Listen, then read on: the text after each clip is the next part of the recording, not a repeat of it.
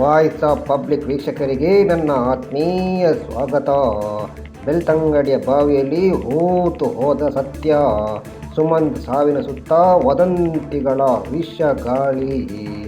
ಓಡೆಲ್ನಾಳದ ಬಾಲಕ ಸುಮಂತ್ ಬಾವಿಯಲ್ಲಿ ಹೆಣವಾಗಿ ಪತ್ತೆಯೊಂದಿಗೆ 2 ತಿಂಗಳು ಕಳೆದಿವೆ. ದಿನಗಳು ಉರುಳುತ್ತಿವೆ, ಕ್ಯಾಲೆಂಡರ್ ಪುಟಗಳು ಬದಲಾಗುತ್ತಿವೆ. ಆದರೆ ಆ ಮನೆಯಲ್ಲಿ ಆವರಿಸಿದ ಮೌನ ಮಾತ್ರ ಇನ್ನೂ ಕರಗುತ್ತಿಲ್ಲ. ಈ ನಡುವೆ ಬೆಳ್ತಂಗಡಿಯ ಗಲ್ಲಿಗಳಲ್ಲಿ ಸದ್ದಿಲ್ಲದೆ ಹೊಸ ಹೊಸ ಕಥೆಗಳು ಹುಟ್ಟಿಕೊಳ್ಳುತ್ತಿವೆ. ಅವತ್ತು ಒಬ್ಬ ಮುಸುಕುಧಾರಿ ಬಂದಿದ್ದನಂತೆ, ಬೈಕ್ ಏರಿ ಮಾಯವಾಗಿದ್ದನಂತೆ. ಹೀಗೆ ತಲೆಬುಡವಿಲ್ಲದ ವದಂತಿಗಳು ಕಾಡ್ಗಿಚ್ಚಿನಂತೆ ಹರಡುತ್ತಲೇ ಇವೆ. ಸತ್ಯ ಯಾವುದು, ವದಂತಿ ಯಾವುದು? ಗಾಳಿಯಲ್ಲಿ ತೇಲಿ ಬರುವ ವದಂತಿಗಳಿಗಿಂತ ಅಪಾಯಕಾರಿ ಯಾವುದೂ ಇಲ್ಲ. ಮುಸುಕುಧಾರಿ ಬಂದಿದ್ದ ಎಂಬ ಸುದ್ದಿ ಹಬ್ಬಿದ ಮೇಲೆ ಜನರ ತಲೆಯಲ್ಲಿ ಸಾವಿರಾರು ಅನುಮಾನಗಳು ಕೊರೆಯುತ್ತಿವೆ. ಆತ ನಿಜವಾಗಿಯೂ ಇದ್ದನೇ, ಅಥವಾ ಇದು ಯಾರೋ ಹಬ್ಬಿಸಿದ ಬರಿಗಣ್ಣಿನ ಭ್ರಮೆಯೇ? ಇದರ ಸತ್ಯಾಸತ್ಯತೆ ಬಯಲಾಗದಿದ್ದರೆ ದಿನಕ್ಕೊಂದು ಹೊಸ ಕತೆ ಹುಟ್ಟಿಕೊಳ್ಳುತ್ತಲೇ ಇರುತ್ತದೆ.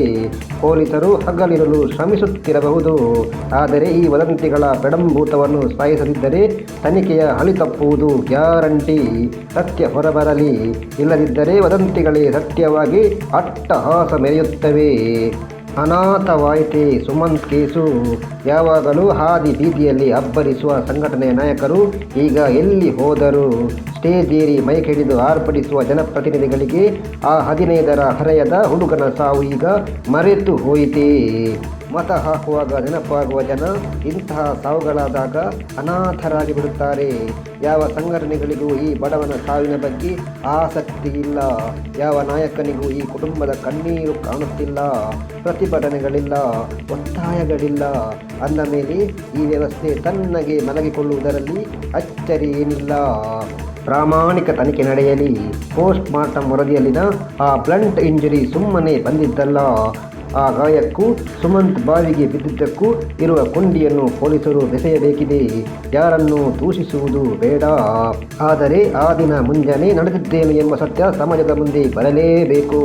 ವದಂತಿಗಳನ್ನು ನಂಬಿ ಜನ ದಾರಿ ತಪ್ಪುವ ಮುನ್ನ ಖಾಕಿ ಪಡೆ ಈ ಸಾವಿನ ಹಿಂದಿನ ಕರಾಳ ಮರ್ಮವನ್ನು ಭೇದಿಸಲೇಬೇಕಿದೆ.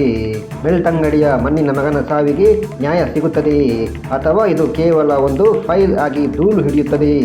ಕಾದು ನೋಡೋಣ. ಇದು ಈ ಬಾರಿಯ ವಿಶೇಷ. ಮತ್ತೊಂದು ಸುದ್ದಿಯೊಂದಿಗೆ ಬರುತ್ತೇವೆ.